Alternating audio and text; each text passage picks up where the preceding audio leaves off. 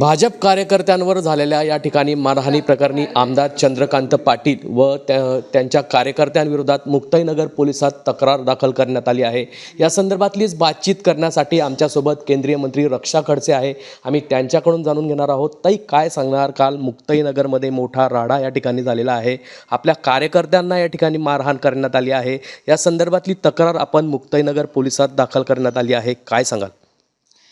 काल जो काही प्रकार इथे मुक्ताईनगर निवडणुकीच्या दरम्यानमध्ये मुक्ताईनगर नगरपंचायतच्या निवडणुकीच्या दरम्यानमध्ये घडलेला आहे, त्या संदर्भात काल मी पोलीस स्टेशनला स्वतः जाऊन तक्रार दाखल केलेली आहे। चंद्रकांत पाटील आणि त्यांच्या सगळ्या सदस्यांवर, म्हणजे त्यांचे जे कार्यकर्ते होते, म्हणजे त्यांचा भाचा आणि त्याचे 2-3 कार्यकर्ते त्यांच्यावर, आणि पोलिसांनी तो गुन्हा नोंद केलेला आहे। तर पुढेची योग्य ती कारवाई होईलच। पण जो काही काल प्रकार झाला निवडणुकीच्या दरम्यानमध्ये, मला असं वाटतं की मुक्ताईनगर तालुक्याच्या इतिहास हा पहिल्यांदा असा प्रकार घडलेला आहे। याच्यापूर्वी कोणत्याही निवडणुकीमध्ये असा प्रकार घडला नाही।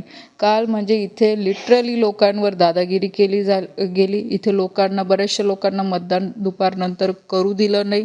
कसं ते मतदान थांबवता येईल याच्यासाठी पूर्णपणे प्रयत्न झाले। लोकांच्या खिशात, बूथवर तिथे पैसे खिशात टाकण्यात आले आणि धनुष्यबाणावर बटन दाबा, बूथमध्ये त्यांचे 4-4, 5-5 लोक तिथे मतदारांवर प्रेशर आणताय, उमेदवारांवर प्रेशर आणताय, अशा पद्धतीने कालचं ही सगळी निवडणूक पार पडलेली आहे।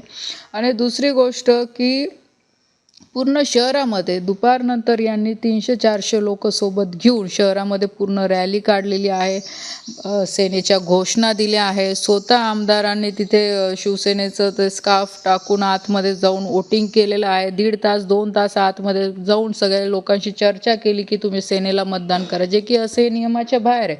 हे आचारसंहितेचं उल्लंघन आहे। सगळ्या गोष्टी त्यांनी ह्या अशा केलेल्या आहे।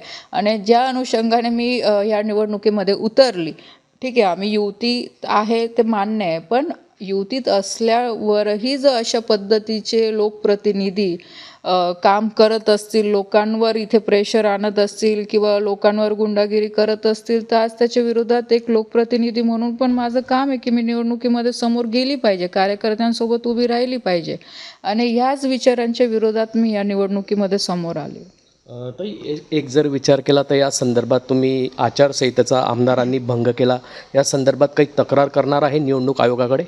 कालच केलेली आहे मी। सगळे फोटो पण पाठवलेले आहे, सगळं लेखी मी काल मेल केलेला आहे साहेबांशी। मी आज सकाळी पण बोललेली आहे या संदर्भात। ताई, मागच्या वेळेस आपल्या कन्येची छेडखानीचा प्रकार या ठिकाणी उघडकीस आला होता। त्यानंतर आपल्या कार्यकर्त्यांना मारहाण करण्यात आली। कुठेतरी मुक्ताईनगरमध्ये या ठिकाणी दहशत निर्माण करण्याचा प्रयत्न होतो। या संदर्भात गृहमंत्र्यांकडे काही तक्रार तुम्ही करणार आहे? नक्कीच मी आदरणीय देवेंद्रजींकडे जाणार आहे, स्वतःहून हे सगळे प्रकारच्याबद्दल बोलणार आहे, त्यांना दाखवणार पण आहे। काल पण मी त्यांच्या मोबाईलवर पाठवलेलं आहे सगळं।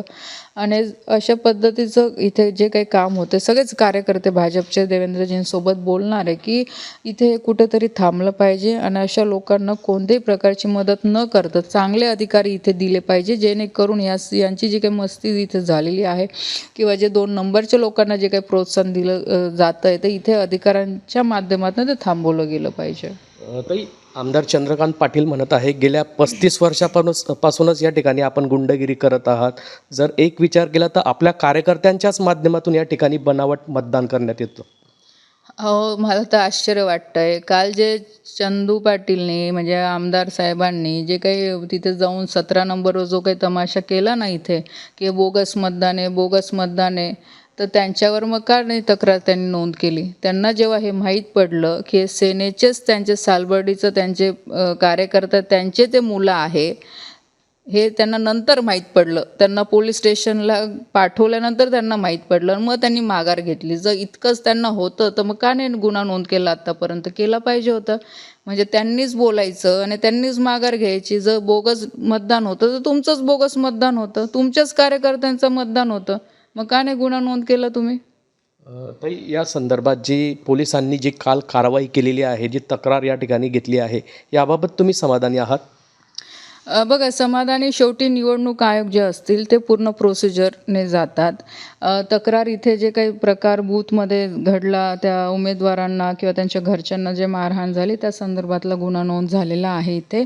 आणि बाकी जे आमदार जे चंद्रकांत पाटील आहेत त्यांच्या संदर्भातली सगळी माहिती मी निवडणूक आयोगाला पोहोचवलेली आहे. निवडणूक आयोग जे काही प्रोसिजर असेल त्या पद्धतीने काम करतील पुढे. आमदार सुद्धा या संदर्भात आपल्या कार्यकर्त्यांविरोधात तक्रार दाखल करण्यासाठी मुक्ताईनगर पोलिसात गेले.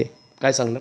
जाऊ द्या, करावी. जर काही असेल तर जे नियमात आहे ते होईल. असं नाही आहे की म्हणजे तुम्ही एका बाजूला लोकांवर इथे प्रेशरही आणायचा, दहशती पूर्ण गावभर इथे करायची आणि अजून म्हणजे चोराच्या उलट्या बोंब्या हा प्रकार इथे झालेला आहे असं म्हणायला काही हरकत नाही. ताई, वारंवार मुक्ताईनगरामध्ये या ठिकाणी शिवसेनेविरुद्ध भारतीय जनता पार्टी असा या ठिकाणी सामना रंगत आहे. एक जर विचार केला तर भारतीय जनता पार्टीचं बळ तुम्हाला मिळालं आहे आतापर्यंत? मला असं वाटतं की हे प्रश्न मला सगळे का विचारतात. एक तर पहिली गोष्ट एक तर समजून घेतली पाहिजे की मी भारतीय जनता पार्टीची पदाधिकारी आहे, कार्यकर्ता आहे.